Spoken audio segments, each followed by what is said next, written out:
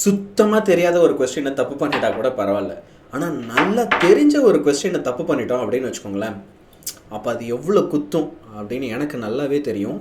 அதனால தான் நாளைக்கு நீட் எக்ஸாமில் நீங்கள் என்னென்ன தப்பெல்லாம் செஞ்சிடக்கூடாது ஃபிசிக்ஸில் அப்படின்றத இப்போ உங்களுக்கு சொல்கிறதுக்காக வந்திருக்கேன். காமனாக என்னென்ன மிஸ்டேக்ஸ்லாம் ஃபிசிக்ஸ் எக்ஸாமில் நடக்கும், கேர்லெஸ்ஸாக எங்கெல்லாம் மார்க்கை விட்டுருவோம், எப்படி ஒரு சம் தப்பாக ஆகும் அப்படின்றத முதல்ல ஷேர் பண்ணுறேன் உங்களுக்கு. எப்பயுமே ஒரு கொஸ்டின் இருக்குது அப்படின்னா நீட்டில் நல்லா ஞாபகம் வச்சுக்கோங்க, அது ஒரு ட்விஸ்ட்டோடு தான் வரும். கொஸ்டின் எடுக்கும்போது கண்டிப்பாக ஒவ்வொரு கொஸ்டின்லேயும் சின்னதாவது ஏதோ ஒரு ட்விஸ்ட் வச்சுருப்பாங்க. இப்போ இந்த ட்விஸ்ட் பொதுவாக எங்கே இருக்கும் அப்படின்னா யூனிட்ஸில் தான், யூனிட்ஸுடைய கன்வர்ஷன். ஓகே, ஒவ்வொரு வாட்டியும் ஃபார் எக்ஸாம்பிள் உங்களுக்கு கொஸ்டினில் ரேடியஸ் தராங்க அப்படின்னா 5 சென்டிமீட்டர் கொடுப்பாங்க. ஆனால் ஒரு பேச்சுக்கு நீங்கள் ஏரியா கண்டுபிடிக்கணும்னு வச்சுக்கோங்க. அப்போ இந்த ஏரியா எல்லாமே எப்படி இருக்கும் அப்படின்னா ஆன்சர் வந்து மீட்டர் ஸ்கொயரில் இருக்கும். அப்போ நீங்கள் என்ன செய்யணும், சென்டிமீட்டரை மீட்டராக கவனமாக மாற்றணும். இது மோஸ்ட் ஆஃப் த டைம் நம்ம ஞாபகம் வச்சுருப்போம், ஆனால் நம்ம கெட்ட நேரம் சில நேரங்களில் அதை மிஸ் பண்ணிவிடுவோம். சரியா? ஸோ அப்போ அந்த யூனிட்ஸ் கன்வர்ஷனில் எல்லாருமே சூப்பர் டூப்பர் ஃபுல்லாக ரிவைஸ் பண்ணி ரெடியாக இருங்க. ஓகே, ஒரு பேஜுக்கு உங்களுக்கு தெரியாது அப்படின்னா இப்போது மில்லி மீட்டர் தராங்க. ஓகே, உங்களுக்கு எக்ஸாம்பிள் வந்து 1 மில்லி மீட்டர்னு தராங்கன்னா அப்போ இட் இஸ் 10⁻³ மீட்டர். இதே வந்து 1 சென்டிமீட்டர் தராங்க அப்படின்னா அப்போ அது மீட்டர்ஸில் என்னவாக இருக்கும், 10⁻² மீட்டர் இல்லையா? இந்த மாதிரி கன்வர்ஷன்ஸ் எல்லாத்துலேயும் கொஞ்சம் நம்ம கேர்ஃபுல்லாக இருக்கணும், கவனித்து போடணும். இதிலே ஒரு சிலது காம்ப்ளெக்ஸ் ஆனது இருக்கும். ஃபார் எக்ஸாம்பிள் கிலோமீட்டர் பர் ஹாரில் ஒரு வேல்யூவை தராங்க, கிலோமீட்டர் பர் ஹாரில். இப்போது இதை நான் மீட்டர் பர் செகண்டுக்கு மாற்றணும். ஓகே, அப்போ நீங்கள் சிம்பிளாக ஒரே ஒரு விஷயம் மட்டும் பண்ணுங்கள். என்ன பண்ணோம் அப்படின்னா அதை 5/80 வந்து என்ன செய்யணும், மல்டிப்ளை பண்ணணும். ஒரு பேஜுக்கு இப்போ 72 கிலோமீட்டர் பர் ஹாரில் ஒரு வெஹிக்கிள் நகருது. அதை இப்போ நீங்கள் இமீடியட்டாக என்ன செய்யணும், மீட்டர் பர் செகண்டுக்கு மாற்றணும் அப்படின்னு வச்சுக்கோங்களேன். இந்த 72 இன்ட்டு 5/18 பண்ணிங்கன்னா ஆன்சர் உடனே கிடச்சிரும். அப்போ 72 இருக்குது, 18 இருக்குது, ரெண்டுத்தையும் நீங்கள் ஃபஸ்ட்டு கேன்சல் பண்ணுங்கள், அப்புறம் அதை 5ஆல் மல்டிப்ளை பண்ணுங்கள், you will get the answer. இப்படி தான் செய்யணும். சரியா? ஆனால் இந்த மாதிரி குட்டி குட்டி யூனிட்ஸ் வச்சு வரப்போகிற எல்லாத்துலேயும் கேர்ஃபுல்லாக இருங்க. ரெண்டாவது, ட்விஸ்ட் அடிக்கிறாங்க அப்படின்னா அது எங்கே இருக்கும், ஆங்கிளாக இருக்கும். இப்போ ஒரு பேச்சுக்கு இந்த ஆங்கிள் ட்விஸ்ட் எங்கே தெரியுமா வரும், நான் ஒரு எக்ஸாம்பிள் சொல்கிறேன். சரியா? நம்ம வந்து இங்கே என்ன செய்யலாம், ஒரு சர்ஃபேஸ் எடுத்துக்கலாம். ஓகே, ஸோ இதை நான் அழகாக உங்களுக்கு வரைஞ்சி காட்டணுன்னா இதுதான் ஒரு சர்ஃபேஸ். ஓகே, இப்போ இந்த சர்ஃபேஸில் இந்த சர்ஃபேஸோட ஏரியா எப்பயுமே நம்ம எப்படி போடுவோம் அப்படின்னா அப்வர்டாக போடுவோம், ஏரியா வெக்டார். அதே நேரத்தில் இதே சர்ஃபேஸோட பிளேன் இருக்குல்ல, அதை இப்படி இல்லை, சர்ஃபேஸோடைய பிளேனை நான் சும்மா இப்படி போடுறேன் அப்படின்னு வச்சுக்கோங்க. அப்போது இந்த பிளேனுக்கும் ஏரியா வெக்டாருக்கும் எப்பயுமே நடுவில் இருக்க ஆங்கிள் 90 டிகிரியாக இருக்கும். சரியா? இப்போ சப்போஸ் இந்த ரீஜனில் ஒரு மேக்னெட்டிக் ஃபீல்டு ஒன்று பாஸ் ஆகுது அப்படின்னு வச்சுப்போம். அந்த மேக்னெட்டிக் ஃபீல்டு எப்படி பாஸ் ஆகுதுன்னா இந்த டைரெக்ஷனில், இந்த பர்டிகுலர் ஏரியாக்குள்ளே ஒரு மேக்னெட்டிக் ஃபீல்டு பாஸ் ஆகுது. நீங்கள் எப்பயுமே ஃப்ளக்ஸ் கண்டுபிடிக்க பார்த்து flux is equal to BA cos θ போடுறீங்கல்ல, நீங்கள் எந்த ஆங்கிள் தெரியுமா சப்ஸ்டியூட் பண்ணணும், எப்பயுமே ஏரியாவுக்கும் மேக்னெட்டிக் ஃபீல்டுக்கும் நடுவில் இருக்க ஆங்கிளை சப்ஸ்டியூட் பண்ணணும். இதுதான் தீட்டாவுடைய வேல்யூ. ஆனால் கொஸ்டினில் சில நேரங்களில் உங்களுக்கு என்ன பண்ணுவாங்கன்னா மேக்னெட்டிக் ஃபீல்டுக்கும் இந்த பிளேனுக்கும் நடுவில் இருக்க ஆங்கிளை கொடுத்துருவாங்க. என்ன செய்வாங்க, மேக்னெட்டிக் ஃபீல்டுக்கும் பிளேனுக்கும் நடுவில் இருக்க ஆங்கிள். ஒரு பேஜுக்கு இப்போ இந்த தீட்டா வந்து 60 டிகிரி அப்படின்னு வச்சுக்கோங்க. ஓகே, சாரி, இது 60 டிகிரி அப்படின்னு வச்சுக்கோங்க. மேக்னெட்டிக் ஃபீல்டுக்கும் பிளேனுக்கும் நடுவில் இருக்க ஆங்கிளை கொடுத்துட்டாங்க. அப்போ நீங்கள் என்ன செய்யணும், கொடுத்துருக்க 90லேருந்து 60 மைனஸ் பண்ணணும்.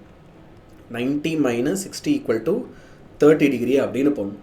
ஓகே, ஸோ ஆங்கிள் சப்ஸ்டியூட் பண்ணும்போது நீங்கள் ரொம்ப கேர்ஃபுல்லாக சப்ஸ்டியூட் பண்ணணும். எப்பயும் ஆங்கிள் தீட்டா வந்து ஏரியா அண்ட் மேக்னெட்டிக் ஃபீல்டுக்கு நடுவில் கொடுத்துட்டாங்கன்னா டைரக்ட்லி சப்ஸ்டியூட் பண்ணுங்க. இதுவே இல்லை அப்படி தரலை, இதே தீட்டாவை என்ன பண்ணியிருக்காங்க அப்படின்னா magnetic field and plane, okay, plane of the coil, இது ரெண்டுத்துக்கும் நடுவில் ஆங்கிள் கொடுத்துருக்காங்கன்னா 90 - θ போட்டு கேல்குலேட் பண்ணி அதுக்கப்புறமா போடுங்க. கொஸ்டின் படிக்கும்போது கவனமாக படி.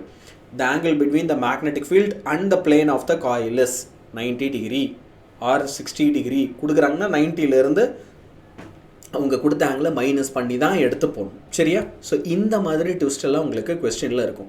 நிறைய நேரத்தில் இன்னும் ஒரு ட்விஸ்ட் நம்ம ப்ராப்ளம்லாம் சால்வ் பண்ணுறோம் அப்படின்னு வச்சுக்கோங்களேன், எப்பயுமே டேரெக்டாக என்ன வேணுமோ அதை கேட்க மாட்டாங்க, கொஞ்சம் சுற்றி வளைச்சி தான் கேட்பாங்க. சரியா? ஃபார் எக்ஸாம்பிள் இதெல்லாம் நீங்கள் ரேஷியோ சம்ஸில் பார்க்கலாம், ரேஷியோ சம்ஸில் பர்சன்டேஜ் சம்ஸ்லலாம் பார்க்கலாம். Okay, wire is increased by, இப்படி வச்சுக்கலாம், ஒரு ஒயரோட லென்த் வந்து இன்க்ரீஸ் ஆகுது, இன்க்ரீசஸ் பை 20%ன்னு கொஸ்டினில் தருவாங்க. Okay, length increases by 20%. இப்போ இந்த மாதிரி கேட்குறாங்கன்னா நான் என்ன சார் பண்ணுறது? ஏற்கனவே இருக்க லென்த்து எல்லுனா அது கூட நீ என்ன செய்யணும், ப்ளஸ் 20% ஆஃப் எல்லுன்னு ஆட் பண்ணணும். நிறைய பேர் இங்கே தான் தப்பு பண்ணிவிடும், 20% ஆஃப் எல்லுனா எக்ஸ்ட்ராவாக 20 அப்படியே எடுத்து போட்டுருவோம். ஓகே, ஒரு ஆப்ஜெக்ட் இருக்குது, அதோட லென்த் வந்து 20% இன்க்ரீஸ் ஆகுதுன்னு சொன்னால் ஏற்கனவே அதோட லென்த் எல், அதில் இன்னொரு 20% இன்க்ரீஸ் ஆகுது. அப்போ நீ என்ன செய்யணும், L plus 20 divided by 100 which is 0.2. அப்போது L ப்ளஸ் 0.2 L. அப்போது கவனமாக ஓகே, ஆன்சர் வந்து என்ன செய்யணும், 2.2 Lன்னு எடுத்து எழுது. ஓகே, புது லென்த் என்னவாக இருக்கும், 2.2 இருக்கும். இந்த மாதிரி விஷயங்கள்லாம் கொஸ்டின்ஸில் நல்லா கவனித்து பண்ணிட்டு வாங்க. இப்போ இது கொஸ்டினில். நெக்ஸ்ட் ஆப்ஷனில் தான் உங்களுக்கு வந்து மொதல் விஷயம் என்ன அப்படின்னா யூனிட் தான் நீங்கள் பார்க்கணும், யூனிட் பார்க்கணும்.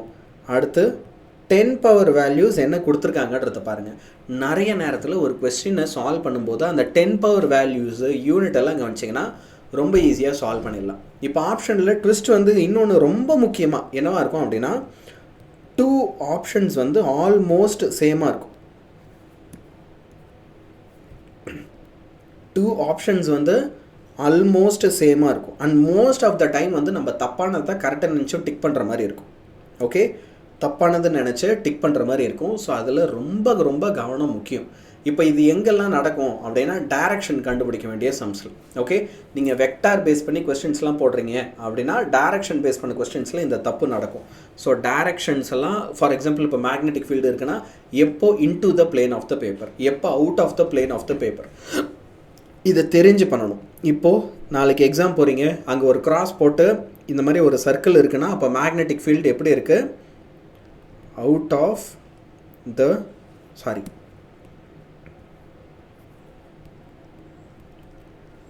into the plane of paper. இப்படி ஒரு டாட் போட்டு அதை சுற்றி ஒரு சர்க்கிள் இருக்குது. அப்போது அவுட் ஆஃப் த பிளேன், பிளேனுக்கு அவுட் சைடு இருக்குன்னு அர்த்தம். கிராஸ் சிம்பிள் போட்டாங்கன்னா இன்டு த பிளேன். இதான் உங்கள் பேப்பர்னா பேப்பருக்கு இன்வர்டாக மேக்னெட்டிக் ஃபீல்டு இருக்குது. ஒரு டாட் போட்டு சர்க்கிள் போட்டாங்கன்னா out of the plane of the paper. Option choose பண்ணும்போது இந்த மாதிரி சிம்பிள்ஸ்லாம் இருக்குன்னா அதை கொஞ்சம் கவனித்து பண்ணு. நெக்ஸ்ட்டு இந்த சீரீஸ் பேரலல் சம் இருக்குல்ல, அங்கே ஒரு தப்பு பண்ணும். என்ன தெரியுமா, இப்போ ரெசிஸ்டன்ஸ் அண்ட் பேரலல் போடுறீங்க, 1/RP is equal to 1/R1 + 1/R2னா இப்போ 1/RPக்கு ஒரு பேஜுக்கு நான் கால்குலேட் பண்ணும்போது எனக்கு 2/3ன்னு ஃபைனலாக ஆன்சர் வருது. இப்போது இப்படி இருக்கும், ABCDன்னு 4 ஆப்ஷன்ஸ் இருக்குன்னா அதில் 2/3 இருக்கும், 3/2 இருக்கும். ஓகேவா, சும்மா 2/1, 1/2 4 ஆப்ஷன் இருக்குன்னா நம்ம 2/3 பார்த்தோன்னே குஷியில் போய் டிக் பண்ணிட்டு வந்துடும். அப்படி பண்ணுறக்கூடாது, அதை ரெசிப்ரோக்கல் எடுக்கணும். RP is equal to 3/2. எப்பயுமே நீங்கள் பேரலல்னால் அந்த ரெசிப்ரோக்கல் வேல்யூ RP மேலே இருக்கணும், நியூமரேட்டரில் இருக்கணும். அப்படி வரும்போது என்ன ஆன்சர் இருக்கோ அதை தான் டிக் பண்ணணும், which is 3/2. நம்ம இது கண்டுபிடிச்ச வேகத்தில் பார்த்தா ஆப்ஷன் இருக்கும், டக்குன்னு டிக் பண்ணிட்டு போயிட்டே இருப்போம். இந்த மாதிரி ஸ்டெப்ஸில் ரொம்ப கவனமாக இருங்க. ரெசிப்ரோக்கல் எடுக்க வேண்டிய இடத்துல கண்டிப்பாக ரெசிப்ரோக்கல் எடுங்க. இன்னொரு விஷயம் நீங்கள் என்ன பார்க்கணும், இந்த கொஸ்டின்லாம் ரேஷியோ எடுக்கும்போது A1/A2 கேட்குறாங்களா, A2/A1 கேட்குறாங்களா, இதுலேயும் கவனமாக இருக்கும். இங்கெல்லாம் தப்பு நடந்து போச்சுன்னா கஷ்டமாயிடும். இப்போது எப்படி சம்ஸ் எல்லாம் நீ குவிக்காக சால்வ் பண்ணுறதுன்றதையும் நிறைய உனக்கு ட்ரிக்ஸ் எல்லாம் நான் சொல்லி கொடுத்துருக்கேன் இல்லையா, அந்த ட்ரிக்ஸ் எல்லாத்தையுமே இப்போ என்ன செய்கிறோம், அதெல்லாம் என்ன ஒரு 20 நிமிஷத்தில் நீ ரிவைஸ் பண்ணிடலாம். ஒவ்வொன்றும் ஒரு ஷார்ட்ஸ் தானே, 60 செகண்ட். இந்த வீடியோடைய டிஸ்கிரிப்ஷனில் பிளேலிஸ்ட்டை அட்டாச் பண்ணி வைக்கிறேன், அதெல்லாம் ஒழுங்காக பார்த்துரு. நெக்ஸ்ட்டு ஓகே, எப்பயுமே ஒரு கொஸ்டின் வந்து அநியாயத்துக்கு ஈஸியாக இருக்க மாதிரி இருக்குது, இதை பார்த்த உடனே ஆன்சர் வந்து எனக்கு நல்லா தெரியும்னு தோணுதுன்னா அப்போ அது ஒரு ரிஸ்கி கொஸ்டின்னு அர்த்தம். 1க்கு 2 3 வாட்டி வரைக்கும் நீங்கள் என்ன செய்யணும் அப்படின்னா அந்த கொஸ்டினை திரும்ப படிக்கணும். ஃபஸ்ட்டு 2 டைம்ஸ் எப்போ படிக்கணும், சால்வ் பண்ணுறதுக்கு முன்னாடி. ஓகே, சால்வ் பண்ணுறதுக்கு பிஃபோர் என்ன செய்யணும், 2 டைம்ஸ் படிக்கணும். சால்வ் பண்ணிவிட்டு ஓகே ஆன்சரை ஷேட் பண்ணிடாது, ஷேட் பண்ணுறதுக்கு முன்னாடி திரும்ப ஒரு வாட்டி கொஸ்டினை படி. சரியா? இந்த மாதிரி கரெக்டாக பிளான் பண்ணி பண்ணணும். இந்த மாதிரி பண்ணும்போது டென்ஷன் ஆகாமல் நம்மளும் என்ன பண்ணலாம், எழுதிட்டு வரலாம். சரியா?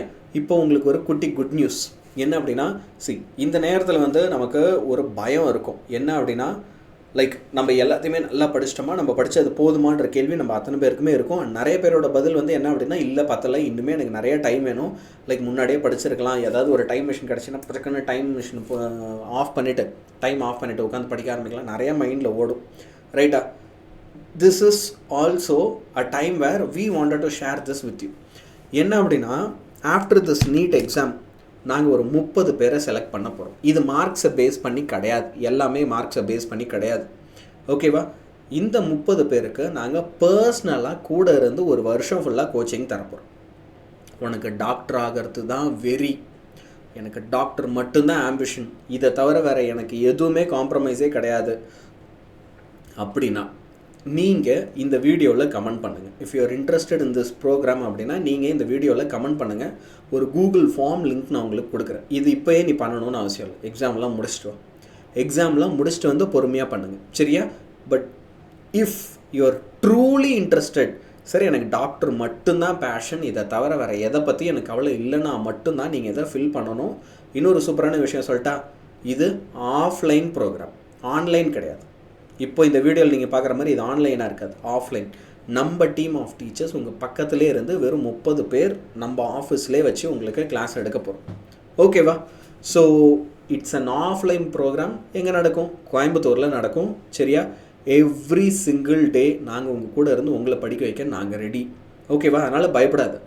No matter what happens you can come back. Sir இந்த 30 பீப்புள் எதை வச்சு சார் நீங்கள் செலக்ட் பண்ண போகிறீங்க அதை நான் சொல்கிறேன். ஒரு சின்ன இன்டர்வியூ, நீ ஏன் டாக்டர் ஆகணும்னு நினைக்கிற அப்படின்ட்டு உங்களுக்கு ஒரு சின்ன இன்டர்வியூ. அந்த இன்டர்வியூவில் நீங்கள் எப்படி பேசுகிறீங்க அப்படின்றத வச்சுட்டு அப்புறம் நாங்கள் உங்கள் பேரண்ட்ஸ் கிட்ட பேசுகிறோம். And then we will take you. So எக்ஸாமை நல்லா கான்ஃபிடென்ட்டாக போய் பண்ணிவிட்டு வா. டைம் மேனேஜ்மெண்ட்டுக்கு நான் இன்னொரு வீடியோ போடுறேன், அது ஒரு 5 minute வீடியோ தான், அதையும் பார்த்துருங்க. சரியா? Goodbye and all the best. எக்ஸாம்ஸை நல்ல கான்ஃபிடென்ட்டாக தைரியமாக போய் ஃபேஸ் பண்ணிவிட்டு வாங்க. சரியா? Good bye.